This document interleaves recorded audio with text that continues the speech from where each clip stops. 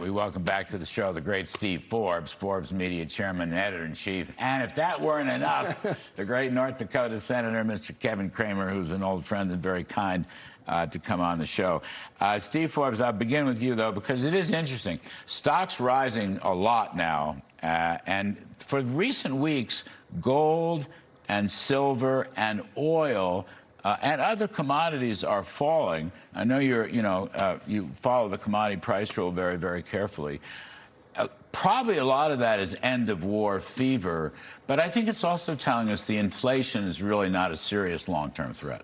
Well, this is where Kevin Warsh has his big test coming up next week with his first meeting with the Federal Reserve.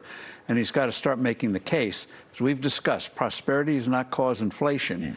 And if you accept that a strong dollar gives you the room, and this sounds contradictory, but it's absolutely true, he has the room to cut short-term interest rates. There's no reason why you have such a small gap between the 10-year and the 3-month Treasury bill, that they're paying the banks 3.5+% on $3 trillion of reserves.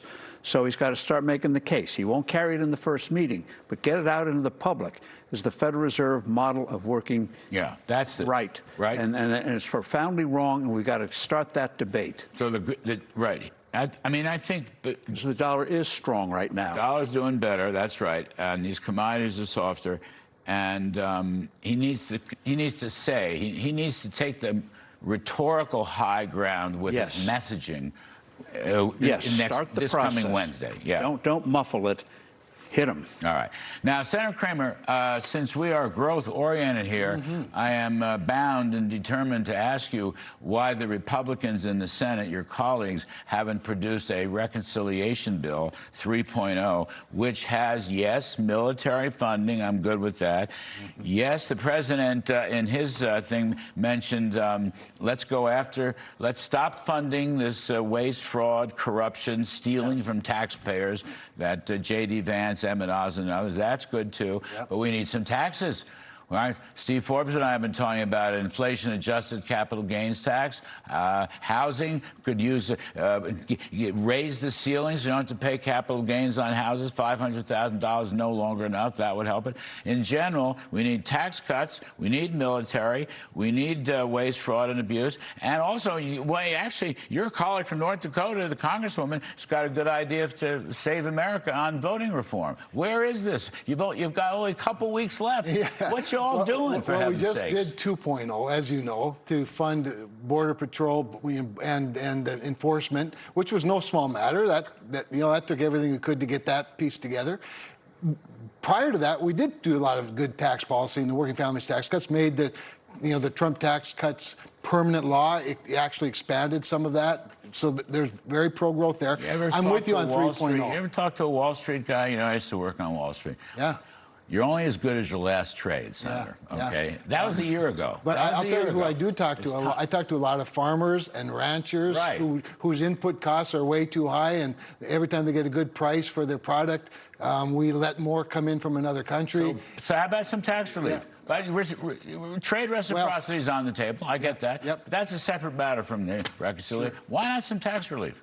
Because it's the art of the possible, and we have 53 Republicans, and a lot of them are vulnerable in the election this year. So if we can get 3.0, and I'm a big advocate, I think we have to do 3.0. I think we have to beef up our military. We have to replenish munitions, and 3.0 will certainly focus on that. If we can put something like Representative Fedorchuk's Save America Act piece, I had her on the show. We should do it. I had her on the show. She was very good, and that's a good idea. You can let them get away with that, though. You just there's so many hedges here, for heaven's sake. This is a year ago they did that stuff. What have you done for me lately?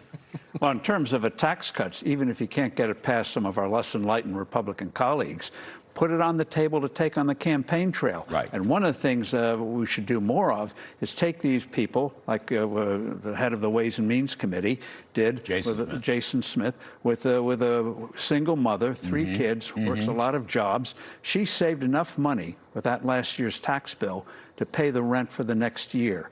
Have those real-life things, and then say, this is what we've done with real-life people. That gets it across. And we're going to do more, cutting tax rates. then you got an issue. Why don't you, by the way, why don't you expand? Why don't you just reopen some of that stuff and then add your inflation indexation on capital?